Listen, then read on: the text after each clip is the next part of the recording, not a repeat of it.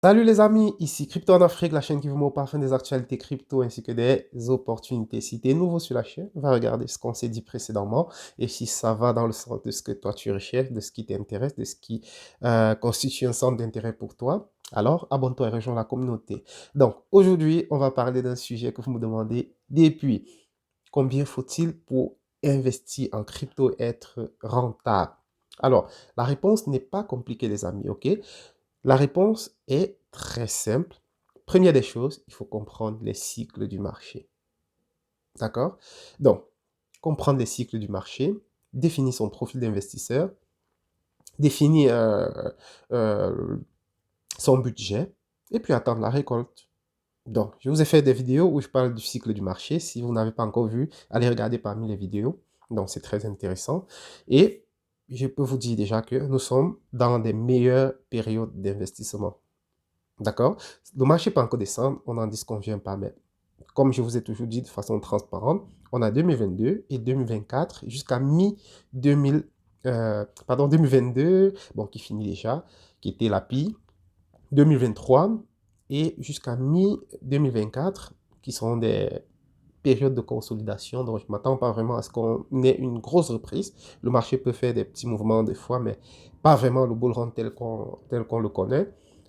Et ça nous laisse tout ce temps pour pouvoir accumuler et acheter moins cher. Donc, posez-vous juste la question, allez sur des graphiques et dites, bon, prenez une monnaie par exemple comme Cardano et dites-vous, il y a un an, ça coûtait combien? Avec 1000 $, j'ai acheté combien de pièces? Et si avec 1000 $, je dis n'importe quoi, je pouvais acheter 100 pièces, je dis n'importe quoi, hein. Et aujourd'hui, avec 100 pièces, bah, ça coûte combien? Faites juste comme ça, prenez des monnaies que vous voulez, si c'était du BNB, si c'était du Bitcoin, si c'était de l'Ethereum, il y a des monnaies qui ont divisé par 50, etc.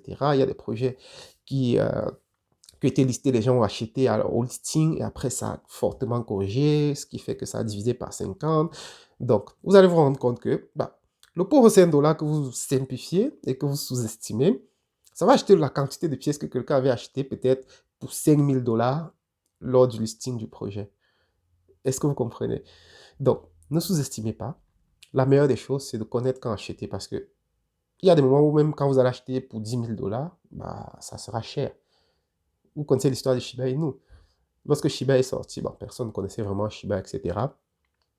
Avant que ça ne prenne. Un moment, ceux qui avaient investi, ça a divisé par plus de 100. Donc, quelqu'un qui avait 1000 $ s'est retrouvé comme avec 10 $.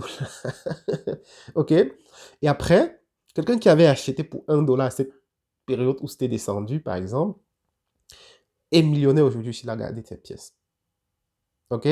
Donc, c'est pour vous dire, viendra un moment où vous allez mettre même 50 $, 50 000 $, ça ne servira à rien parce que ça va corriger, vous remettre ça à 500 $.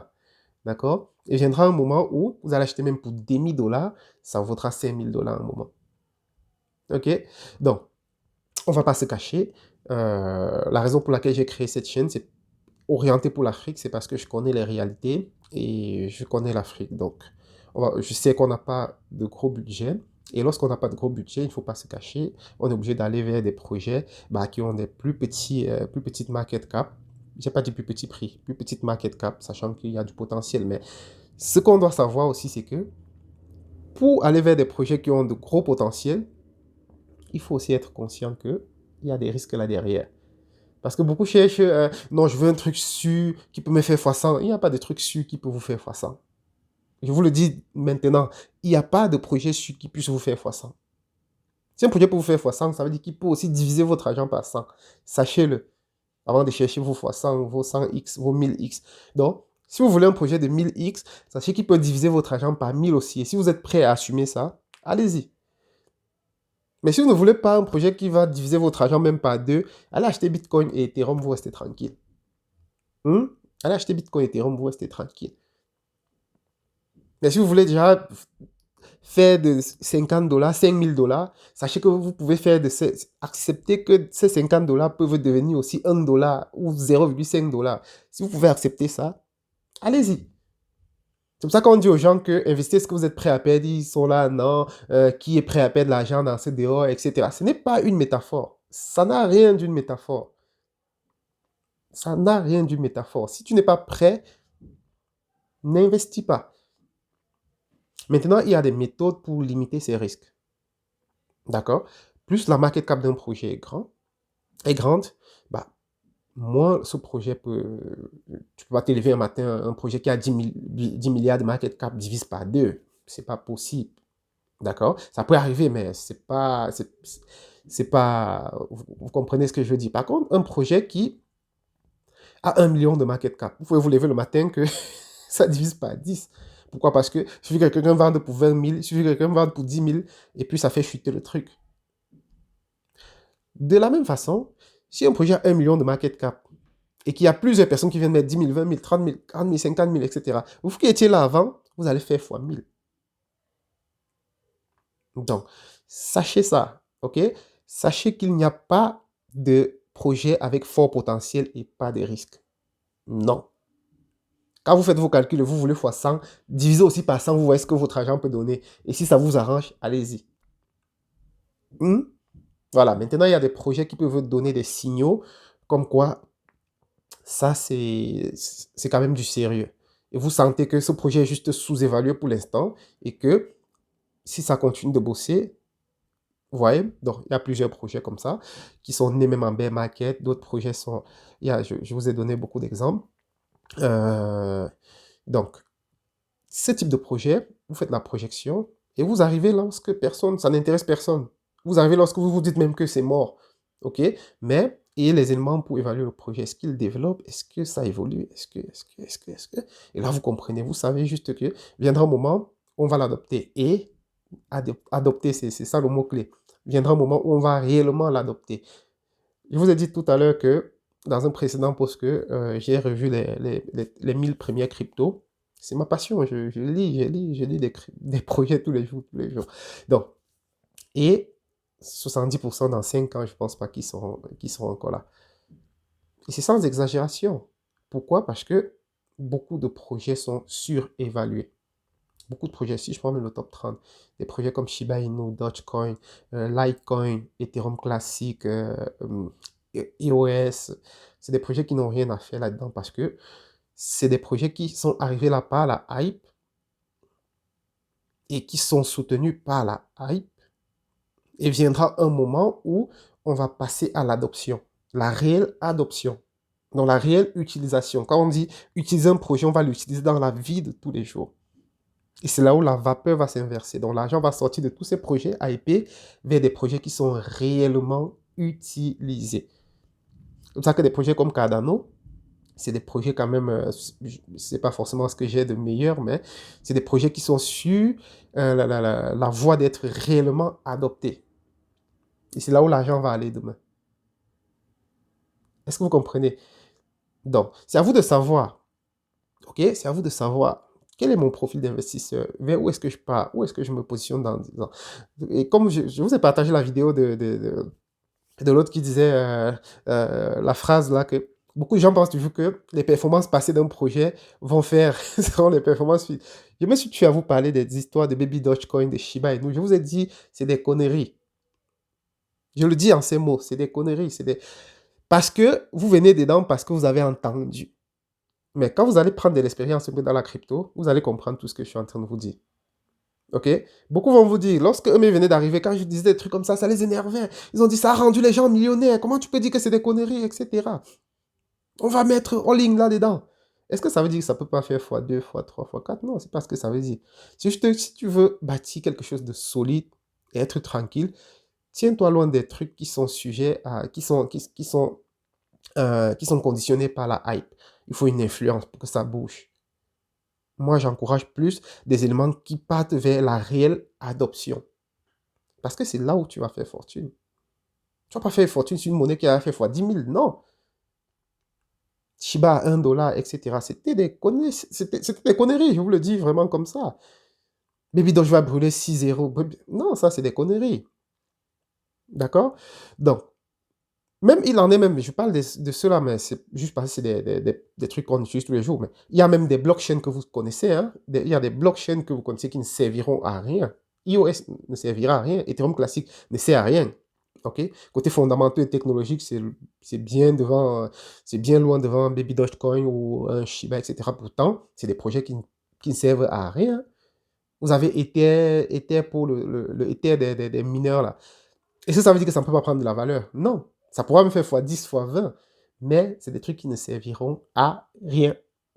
Et moi, mon profil d'investisseur et comment est-ce que je vois les choses, c'est ça que je vous transmets. Je vous dis, c'est mieux d'être là où demain, ça sera adopté et réellement utilisé. Parce que c'est là où l'argent va quitter pour aller. Et si vous êtes là depuis le début, c'est là où vous allez faire de l'argent. Mais demain, quand l'un de ces projets va faire x2, vous allez venir dire, ah, tu avais dit que c'est un faux projet, etc. Donc, si c'est votre voie, allez-y. D'accord? Mais la vision que j'ai pour cette page, c'est pas pour ce type de truc. OK? Viendra la shitcoin saison. Je vous avais partagé Little Rabbit. Je vous avais partagé Little Rabbit. Baby Dogecoin. Je vous avais partagé Baby Dogecoin. Je vous avais dit quand j'entrais dans le Baby Dogecoin, quand je prenais mes bénéfices, parce que c'était le moment. Sauf que beaucoup sont calés dans le rêve. Certains me parlent même de Shiba. Allez demander à mes étudiants, parmi les monnaies que je leur donnais, s'il n'y avait pas du Shiba. Mais c'était pour un temps. Et à ce temps, ça fait x10. Donc, quand on parle des projets, ce n'est pas qu'on est contre ces projets. Non, moi, je suis du côté de l'argent. Mais mon but, c'est de vous protéger au maximum. Mais pour ça, il faut que vous sachiez accepter la réalité, que vous compreniez aussi que vous pouvez faire vos propres recherches. Je vous ai parlé des métaverses l'autre jour, beaucoup sont venus gueuler. Les métaverses, comment tu peux dire que les métaverses, c'est rien? Comment? On parle d'une activité, on parle des projets qui, qui prétendent faire de la métaverse ou c'est du métaverse, on ne sait même plus si c'est francophone, si c'est féminin ou masculin. Dans les projets qui disent faire de la métaverse actuellement, ce sont ces types de projets que je dis, ce n'est pas de la réelle métaverse parce qu'il suffit que vous fassiez des animations 3D, du bon marketing, on dit vous faites de la métaverse. Des jeux vidéo existaient avant, non? Des jeux d'aventure, ça n'existait pas. La 3D, ça n'existait pas. Pourquoi vous pensez que parce qu'on a ramené ça sur la blockchain, on va dire que c'est de la métaverse? La métaverse existe déjà, même pas sur la blockchain. Allez voir les applications aéronautiques, les applications de médecine, etc. Ça existe déjà. Donc, je vous dis juste, ne vous laissez pas abattre. D'autres me disent, avec les entreprises qui achètent des terrains, comment vous pouvez dire, vous n'avez pas, que non, vous ne comprenez pas la métaverse, etc. Vous êtes une entreprise. C'est votre image. Développer l'image, c'est très important pour vous. Ça veut dire, si je sais que, en allant mettre mon image quelque part, j'aurai 1 million de visiteurs par jour. Qu'est-ce que vous pensez? Je n'hésite pas. Je n'hésite pas. Bah, je vais mettre là-dedans. Est-ce que c'est parce que je sais que ce projet ne peut pas disparaître? C'est juste parce que je sais que là, mon objectif marketing sera rempli. Et j'aurai de la visibilité. Quand on dit, quand vous allez sur The Sandbox, des entreprises qui ont mis les Adidas, les Nike, qui ont mis leur terrain à côté des terrains de Snoop Dogg, etc. Vous croyez que c'est quoi? C'est du marketing, les amis. C'est du marketing. Mais quelle est la réelle utilité? Pour ces entreprises, elles ont une utilité. Elles ont leur importance. Comment dire, elles tirent leur épingle du jeu. Mais pour vous, les particuliers, on est des cobayes pour nous qui allons acheter ces terrains, etc. Non, on est des cobayes. Parce que l'entreprise vient pour faire son marketing et, entre-temps, fait aussi son business. Parce que les prix des terrains montent. Après, on solde de vous à nous. Qu'est-ce qu'on y gagne? Ne confondez pas l'activité, la métaverse, c'est quelque chose de très important qui est là pour rester. Tout comme les NFT. Je ne vous parle pas trop des NFT parce que je sais que 98,5% des projets NFT, c'est de la foutaise. Est-ce que ça veut dire que les NFT ne sont pas utiles? Non. Les NFT sont incontournables et je suis même étonné qu'elles ne soient pas adoptées massivement. Pourquoi? Parce que les gens, quand on parle des NFT, ils voient les collectibles. Parce que vous devez savoir, il y a les NFT utilité, il y a les collectibles. Est-ce que vous voyez les ApeCoin, les machins, les pixels, CryptoPunk, c'est des collectibles. Pour moi, ça ne sert strictement à rien. C'est comme des tableaux. C'est comme des tableaux que vous voyez là. Bon, c'est beau, mais c'est surévalué pour moi. Mais on ne peut pas critiquer. Est-ce que vous comprenez? Donc, c'était juste pour dire, prenez toujours le temps de comprendre le contexte. On est là pour faire de l'argent. Je ne suis pas contre vous, je suis avec vous pour qu'on trouve des solutions pour se faire de l'argent. Mettez déjà ça dans votre tête. On n'est pas en affront. OK? on n'est pas en affront. Maintenant, on peut avoir des divergences d'opinion, etc. Mais seulement ce que je demande, c'est de le faire dans la bienveillance. Et vous savez que j'adore lorsque, lorsque vous argumentez, j'aime le débat, je n'encourage pas seulement, ça doit être fait dans le respect de ceux qui nous lisent et de vous-même. Est-ce que vous comprenez? Donc, j'espère que j'ai répondu à votre question sur combien est-ce qu'il faut. Euh, vous investissez ce que vous voulez dans la mesure de votre possible. Il y aura des bull runs, sauf que plus on monte, bah, plus le potentiel d'explosion va diminuer. Donc, ça veut dire, si le précédent bull run, on pouvait faire fois 1000, le prochain, on pourra faire fois 500, le prochain, on pourra faire fois 250, etc. Donc, plus on monte, plus ça baisse, mais c'est pas grave. Apprenez et mettez un peu de côté. D'accord? Apprenez. Investissez d'abord sur vous. Investissez d'abord sur vous. Je répète, investissez d'abord sur vous. C'est la meilleure façon de gagner dans la crypto. Il y en a qui viennent m'écrire, donne-moi les monnaies, donne-moi les monnaies. Même si je vous donne mon portefeuille, ça ne va vous servir à rien. Pourquoi? Parce que j'ai une stratégie d'entrée et de sortie.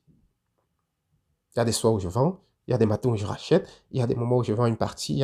C'est tout ce management. On n'achète pas seulement un projet. Bon, vous pouvez acheter un projet et laisser dormir, mettre en stacking. Ça, c'est une stratégie qui marche parce que le stacking va vous rapporter du rendement, etc. Donc, vous n'avez pas forcément besoin de trader, machin.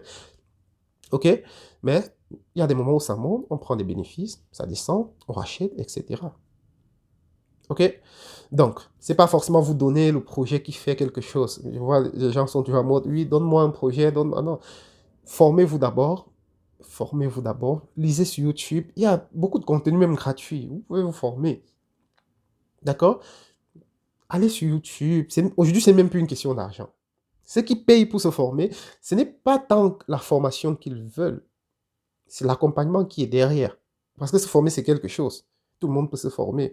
Maintenant, il faut de l'accompagnement là derrière. Et c'est ça qui est le plus important. D'être accompagné. C'est ça qui est plus important que tout. Mais pour la formation, vous pouvez trouver des cours gratuits. Trouvez-les et apprenez. Faites. Mais prenez le temps de comprendre l'activité avant de vous lancer. C'est pas acheter votre premier crypto qui est l'important. Sinon, j'aurais fait une vidéo pour dire comment acheter votre premier crypto. Là, je suis en train de faire une formation, même gratuite, pour vous. Ça prend du temps, je sais pourquoi ça prend du temps. Et quand ça sera le moment, on va le faire. Même pour mes étudiants, où j'ai dit j'ai une mise à jour de leur formation, ça prend du temps, mais quand ça va sortir, ça va réellement sortir. Parce qu'il y a des éléments, on ne fait pas des choses pour faire, il y a des éléments qu'il faut que ça rentre là-dedans. Il y a des technologies qui sont en train d'avancer, il y a des nouvelles façons de faire des choses, il y a le proof of stake qui arrive, il faut quand même que les gens comprennent comment ils peuvent participer aux nœuds, les validations, etc., etc. Donc, il y a tous ces ensembles de choses qu'il faut prendre en compte. Donc, ça doit être évolutif. Et vous, profitez de ce moment sur le bear market pour vous former, les amis. Vous allez comprendre ça peut-être plus tard pour ceux qui négligent. Allez sur YouTube. Checkez les vidéos. Parce qu'on parle, les gens pensent, on veut seulement qu'ils achètent la formation. Allez sur YouTube, fouillez les vidéos. Il y a beaucoup de contenu, même gratuit. Comment acheter une crypto sur Binance? C'est pas ça qui peut manquer aujourd'hui. Comment acheter une crypto sur Trust Wallet? Si ce n'est que ça votre besoin, allez, il y a des vidéos, il y a les documentations. Bouffez ces documentations, les amis. Utilisez vos mégas pour ça. Lorsqu'on lance des directs qui ne servent à rien, je vois des milliers de personnes connectées, etc. Et puis, qu'on va dire, allez sur YouTube, frère, les gens m'écrivent que vraiment vos vidéos sont parfois longues, on n'a pas les mégas. Non, je ne veux plus entendre ce genre de trucs, ok? Vous n'avez pas les mégas pour suivre les vidéos, si, mais vous avez les mégas pour aller suivre les directs qui font 3 heures, etc. Où quelqu'un se place, hein, il vous fait patienter en 1 heure pour commencer le direct. Non. Bon, c'est pourri, mais vous avez compris le message, les amis. Prenez soin de vous. Et je sais qu'on avait dit qu'on devait parler de la plateforme, j'oublie la plateforme, c'est SuperX et son jeton ET. Si c'est quelque chose qui est toujours d'actualité pour vous, dites-le moi en commentaire. Et puis, dans les jours à venir, je ferai une vidéo là-dessus. D'accord? Donc, prenez soin de vous, les amis. Ciao.